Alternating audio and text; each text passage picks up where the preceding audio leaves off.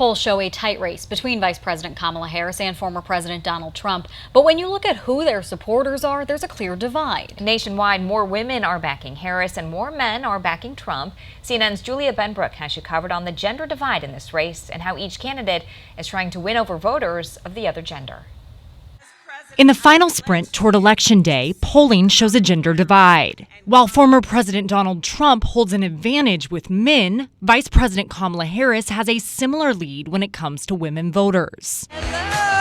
Trump's one-time primary rival, Nikki Haley, who endorsed him after dropping out of the race, is warning his campaign to be careful with how they speak about women. You've got affiliated PACs that are doing commercials about calling Kamala the C word, or you had speakers at Madison Square Gardens, referring to her and her pimps. That is not the way to win women. During a rally this week, the former president doubled down on a line about protecting women.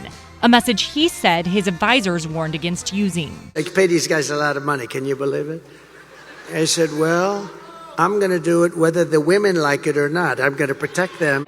Harris has made issues that impact women like reproductive freedom central to her campaign and pushed back against Trump's claim he would serve as a, quote, protector. It actually is, I think, very offensive to women in terms of not understanding their agency, their authority, their right, and their ability to make decisions about their own lives, including their own bodies. The Harris campaign recently launched new ads targeting men in battleground states, continuing outreach as they work to close the deficit she faces with male voters. Reporting in Washington, I'm Julia Benbrook. We are also seeing a sizable gender gap here in Wisconsin. The latest Marquette Law School poll finds men prefer former President Trump by 12 percentage points, while women prefer Harris by 14 points. That's a 26-point gap. While it is pronounced, it's smaller than the 30-point gender gap in 2016 and the 32-point gap in 2020.